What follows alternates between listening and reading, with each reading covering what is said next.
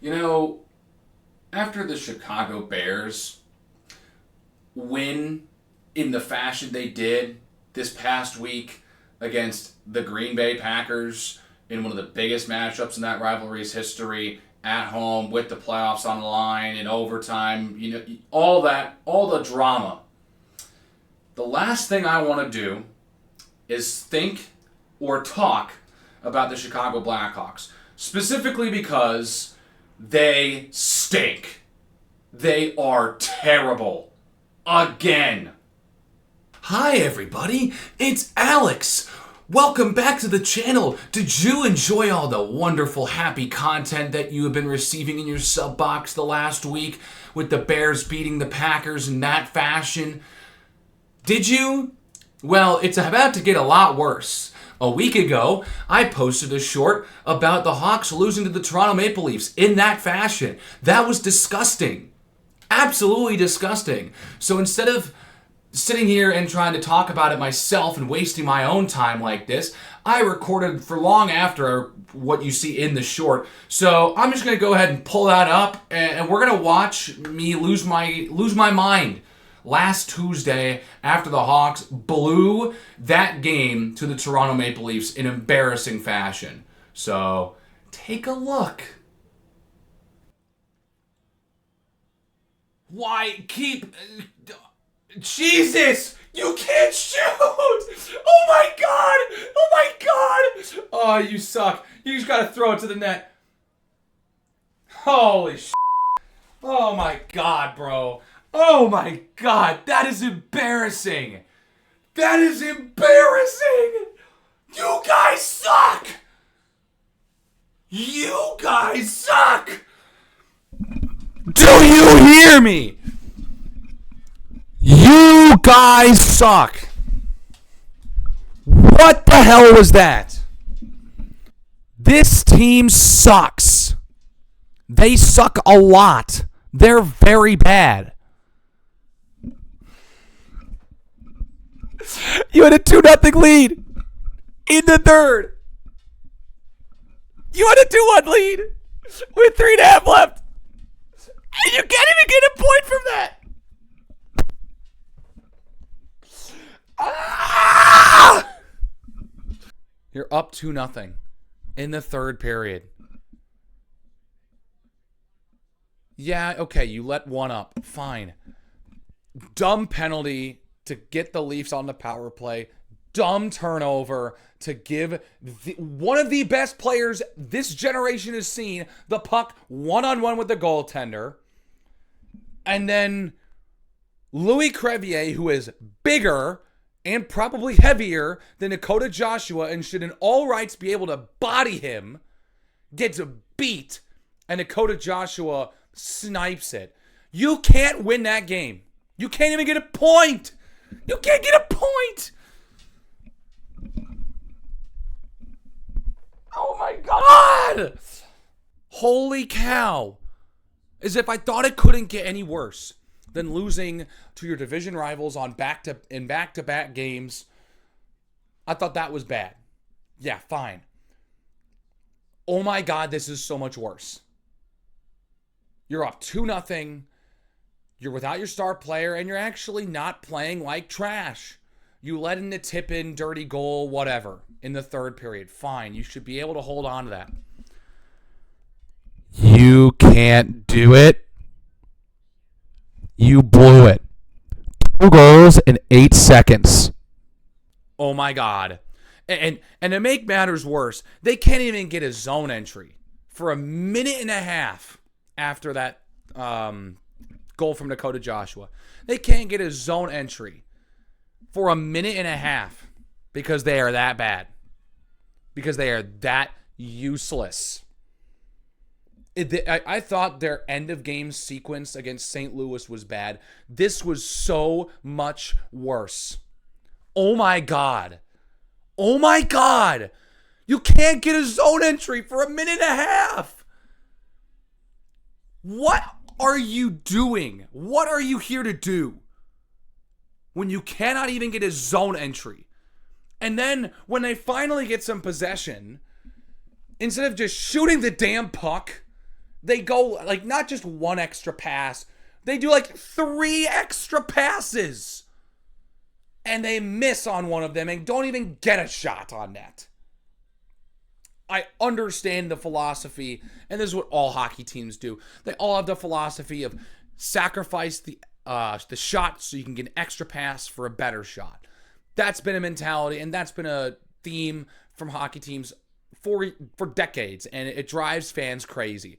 I understand the principle, and I'm usually not one that's just like, I don't get why they just don't shoot the puck. They just gotta shoot the puck. I'm not one of those losers that screams, shoot the puck, when they're at a hockey game. But this is one of those scenarios where you just absolutely have to shoot the damn puck. There's not enough time. You have 20 seconds left to score to tie it and send it to overtime. Shoot the damn puck. Shoot it. Throw it towards the net. It does you no good to pedal around the perimeter before shooting and not putting it towards the place that you need it to go into to tie the game. Oh my God, that was terrible. Disgusting, abhorrent, repulsive, repugnant, any other adjective you want to use. That was sad. That was real sad. And if you thought the dark days were starting to come to an end after being in the basement of the league for 3 years, after trading away Kane, Taves is let go, it's just, no. There's still a lot of growth for this team, and it doesn't feel like they're making steps. They collapsed in this game. This was a full-on collapse. An embarrassment against an original 6 team, a team that in Toronto that has not been very good this year. They have not been themselves this year. This is a team that you can totally beat, and you beat earlier this season. Oh my gosh, it's just unreal how this team threw this game away. And they didn't just throw it away and then lose in overtime. You know, the Penguins have had a real bad stretch here. Had a 4-goal lead in the middle of the third period against the San Jose Sharks and lost in overtime. They at least got a point in the standings for that. They got a point for that. The Hawks don't get a point for this. They collapsed in the worst way possible. As in, they collapsed and didn't even get a point out of it. They lost in embarrassing enough fashion that they didn't even need overtime to lose. They were that bad to lose in regulation. Can we just end this season now? Can we just end it? I don't really want to watch the rest of this season. Bedard's hurt. The team's starting to collapse and just return back to the basement where they've been for the last couple of years. And this season just be over. We all know what's going to happen here. They're not going to, I thought this would have been a really good start to a road trip. You know, winning against a team like Toronto without your star player. You're probably the inferior team in this scenario. You got to go in a hostile environment and then going out and winning that game. That would have been really nice for some confidence and for fan morale as well. But blowing it in the way that they did and knowing that they don't have Connor Bedard for the foreseeable future, I'm so taken out of this thing. I'm taken out. I don't want to watch anymore. I cannot believe they blew that game. I can't believe that. That is so frustrating, infuriating, stunning, shocking. I'm out of words. I'm done. Hawks lose again.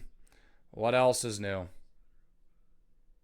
That's the content you're used to seeing on this channel. A lot of frustration and perennial losing. Welcome back to the Chicago Blackhawks, everybody. It's what they've been doing the last 4 to 5 years. Consistently losing and losing and losing. And now that they're without their generational talent in Connor Bedard, we're now seeing how flawed this team truly is. Because holy cow, they suck without him. Oh my God. So today we're talking about the Eastern Canada road trip against 3 playoff teams last year. The Maple Leafs, the Canadiens, and the Senators. Awesome.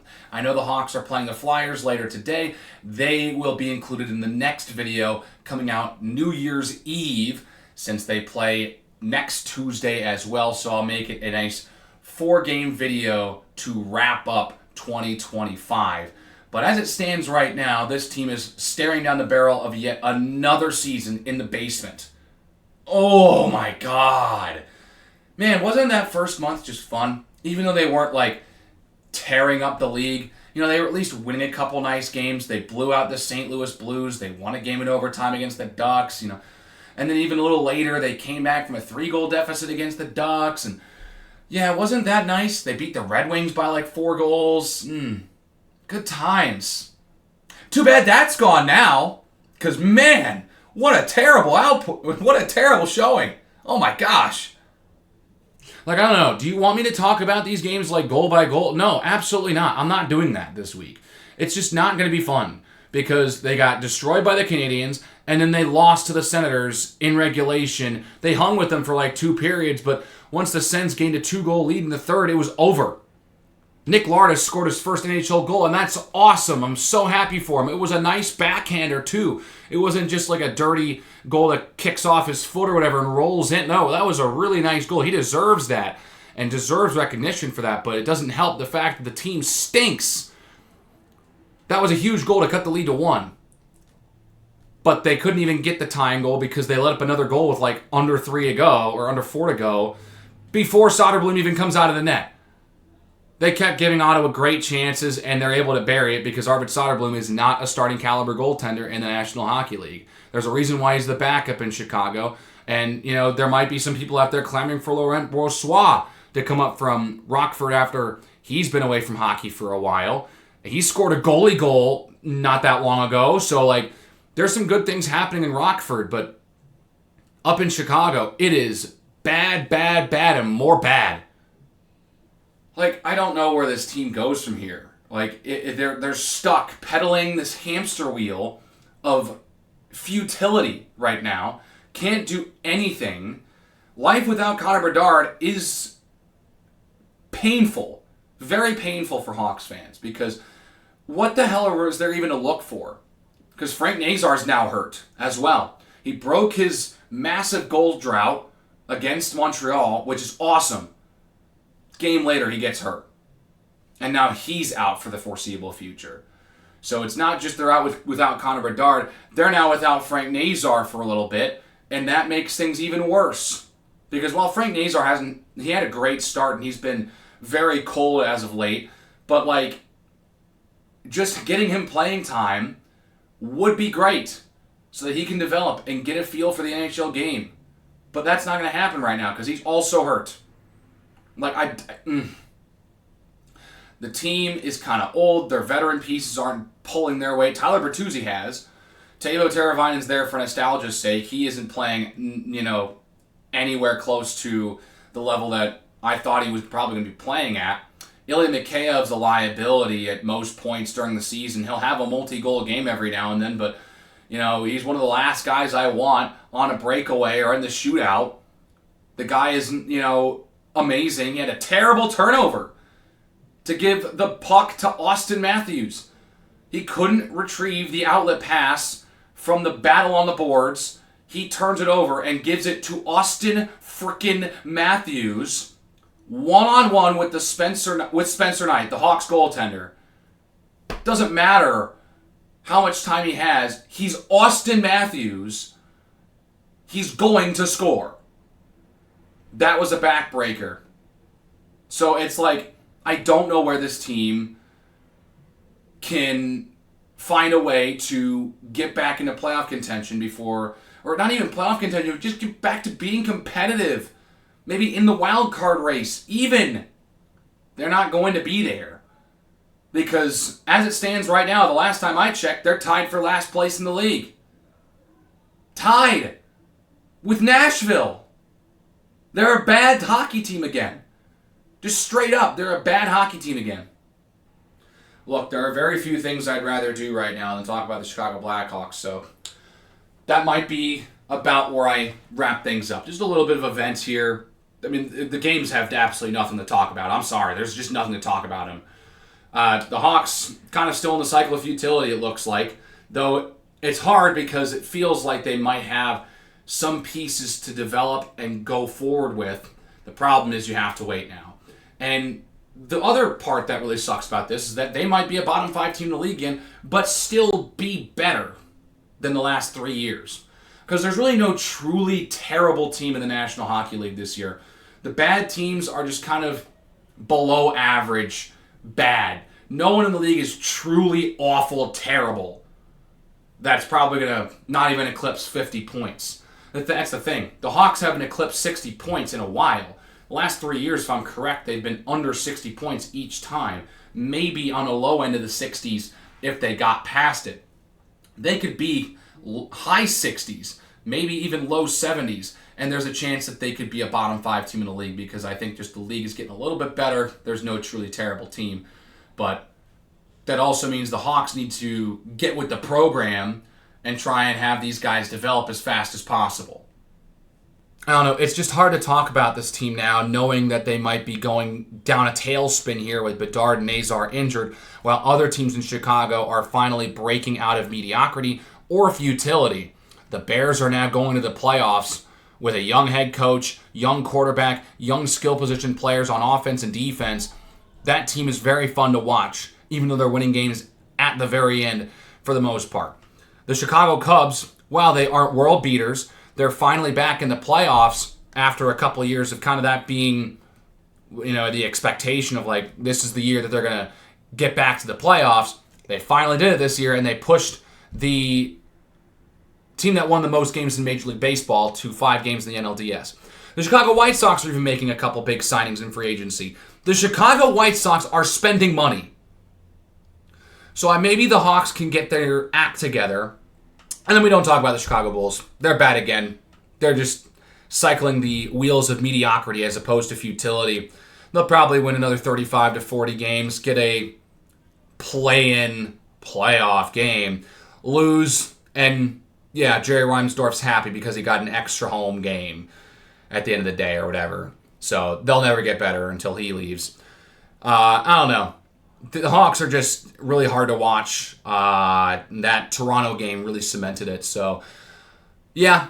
So to wrap up 2025, the Hawks are going to play the Flyers at home here tonight.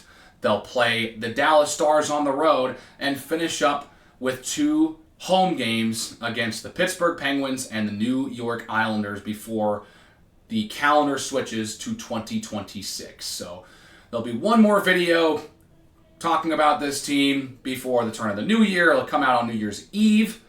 So I hope you all have a great holiday season with Christmas right around the corner. Hanukkah's here. All the other holidays going on. Hope you all have a great holiday season and enjoy the weekend. It's going to be fun. Go enjoy some time with your family. And don't think about the Chicago Blackhawks. Don't let them take up too much space in your mind. You're going to be much happier. So yeah, that's about it. Hit the like button if you liked the video. Hit the subscribe button if you really did like it and want to see more videos from me. Keep the conversation going in the comment section below. Let me know what you think about the Blackhawks. Are they going to be a bottom 5 team in the NHL again this year? And I'll see you all in the next one. Take care.